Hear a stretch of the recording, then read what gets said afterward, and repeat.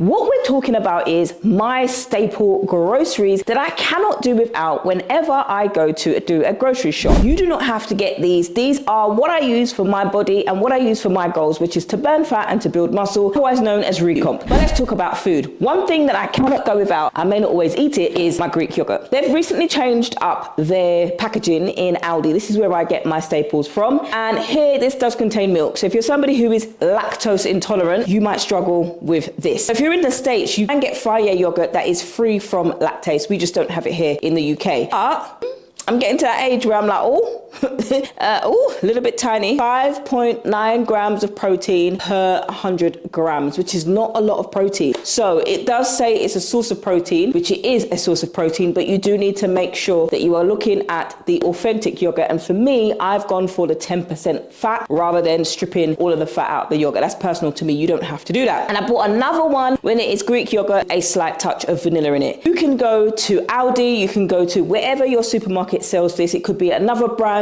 but you also want to see that they have got some of the yogurt cultures in there, and that is what you want to make sure that you get in authentic Greek yogurt. Another staple that I cannot go without is lean mints. These are 5% lean mints, because if you're losing fat, you do want to have a leaner mince. If you're somebody who is also on the meat and fruit diet, you may want to get a lean mint with a higher fat percentage. You can get them with 20%, but I like beef mints, and you can make things like tacos. You can make a load of spaghetti bolognese. You can make loads of different things. You can have this on sweet potatoes with some beans. That's always coming home with me. Another option, I don't really like it, so I don't know why I bought it, but this is turkey bacon. This is our turkey bacon, and I got this from Aldi again, and they are doing a high protein range at Aldi. So 32 calories per grilled rasher. This one doesn't have a high range of protein, actually. It says 7 grams. There are other brands that have at least 20 to 25 grams per rasher. So 7 grams compared to others, this is not high in protein, in my opinion. Another staple that I cannot go without are these new Heck sausage rashers. Now 11 grams of protein per rasher, but if you are tracking your macros, I recommend that you track it in your app to see the exact grams. Per rasher, 46 grams, which is what this weighs. Protein actually says 11 grams here, and then per 100 grams is 23 grams. Chicken thighs, because thick thighs save lives, or so they say. These are also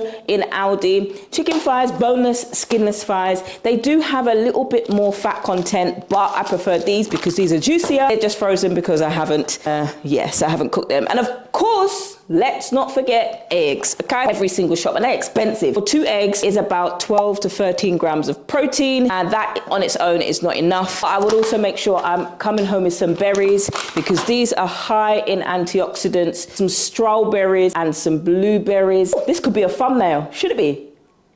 But I thought I said protein. I'll just swap it. Okay, yeah, so I add a bit of honey on mine because I don't like the taste of blueberries on its own. And then we get some avocados. Cut that in the middle, mash it up, put that on some sourdough bread. But that is what I also get with. On 75 hard, you've got to drink yourself a gallon of water, which is 3.7 litres of water. So I've got this whole packet of water. You get 6 2-litre bottles in a pack, and then I can have that. And that, my friends, is exactly everything that I go for that meets my goals, which is to burn fat and to build some muscle, or to build muscle, so to speak. So I'm doing some cardio and doing some strength training as well. But if you're strength training, you are going to need to replenish your muscles, and protein is the way to do it. Just because it says it's high protein, it doesn't always mean that it is high protein. So I recommend you get into the habit of checking the actual ratio of protein. If that is too much for you and you start to get obsessive, then don't do that. And that's all for today, folks. Don't forget to like and subscribe, and send this to a friend who needs to hear it.